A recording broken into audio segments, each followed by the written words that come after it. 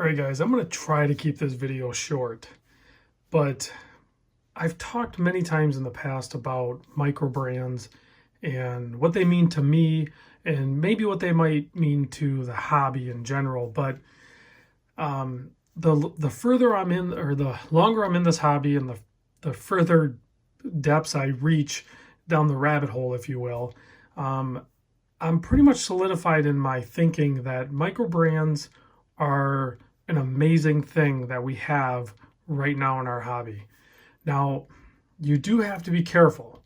So I know there's, some negative points with microbrands because there are so many. And I hear this talked about often in videos and podcast and in Facebook groups and all of these different sources. But overall, my experience with microbrands has been such a pleasant experience that is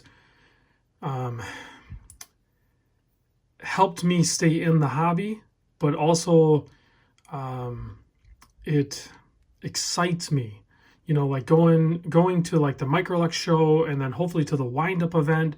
Those are primarily designed for microbrands, and that's an opportunity for them to showcase. So then we can have that true one-on-one meeting with the brand owners or representatives. But even outside of that, even just operating with social media platforms, for the most part, until a brand gets on the larger side, it can be difficult for them to communicate with every single customer or client. And then, there's different variations of that even too. And we can touch base on that as well. But for the most part, most of these brands, with the exception of two, I think, really, or three, I've actually spoken to, and in a couple of cases, I've actually met the owners or part owners of these brands. And I could have done that even without my channel. Like, you can do this. Talking to them, texting them, or, using some sort of instant messenger or the Instagram, instant messenger or something like that. You may have to wait for your response, but the customer service that you're going to get from most of these microbrands is just awesome. And to have that connection, I've talked to Steven over at Raven a bunch of times. I've talked to Justin. I've met Justin. He's a part owner of Monta. I've met some representatives from Zelos. I haven't met the owner yet, but maybe one day I will. I've talked to the owners of Notice a few times. I talked to Carlos, who owns Borealis, on a fairly regular basis. And then there's, the extended family of it and everything. Like I talked to John that owns Watch Gauge, and he deals and helps facilitate the sale of microbrands through his store. But I've also talked to, Chris Vale, the owner of NTH and stuff like that. So to be able to have that accessibility to the brand owners or the representatives is something that I really appreciate. It's a totally different level of involvement in the hobby than, say, just walking into an authorized dealer and purchasing a watch from a salesperson. That's a whole great experience too. I'm not saying don't do that, but I'm saying this is just a whole nother realm in the hobby that I truly appreciate and really enjoy, on top of the fact that you are going to get some amazing watches at typically a fraction of what their true competitor is if, they had the same playing field, because they're not operating on the same playing field. They don't have the authorized dealers and the marketing and everything that, the big brands do. So they're operating at a much lower level. John, in his video, I'll put a link to his video in the description.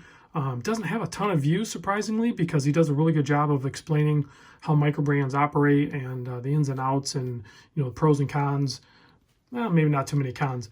I mean, there certainly is cons. I personally have not dealt with too many, but I typically stay within my comfort zone with the microbrands that, kind of have gotten hobby approved, or, the watch enthusiast approvement including myself and other channels, other YouTube channels, other groups and everything like that.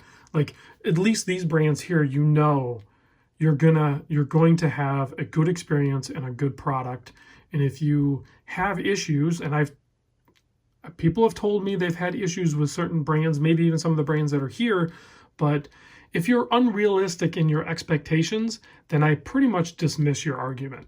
You have to be realistic of what is a resolution possibility for whatever your issue may be. But I can honestly say the amount of issues I've had with microbrands is so low that I can't even vividly think of an issue I've had. So, but there are a few. It happens. But it happens with the big brands too.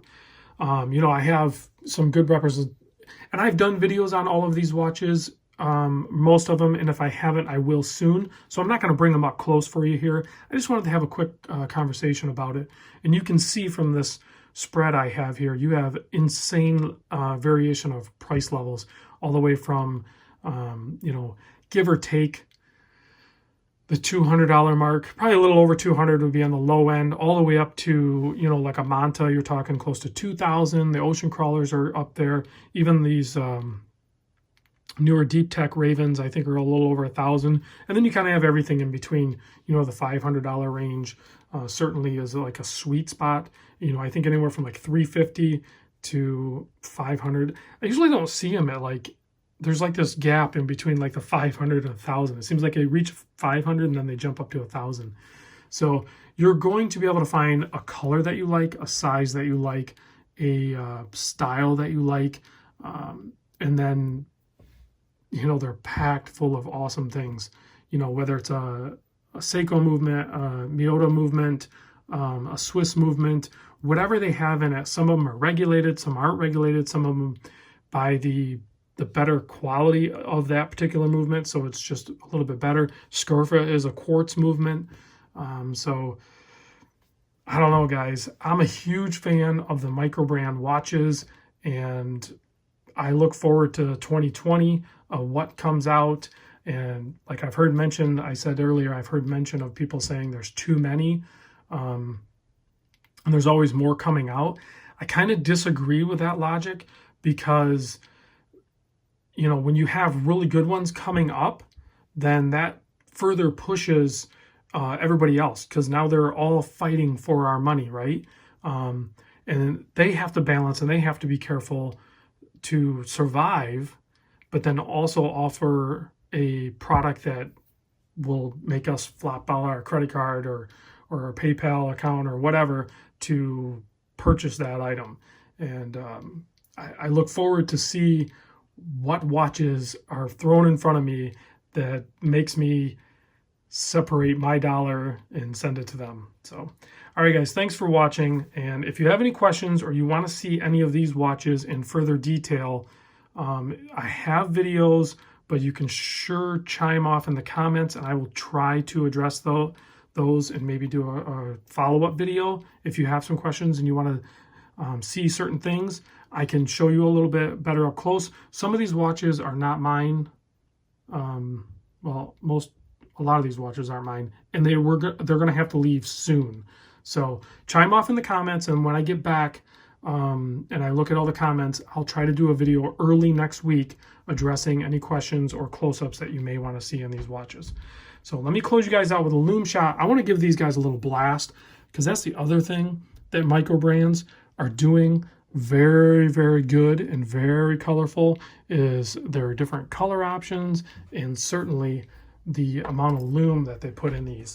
So as you can see, the level of excitement when the lights come off is really good too. All right, guys, thanks for watching.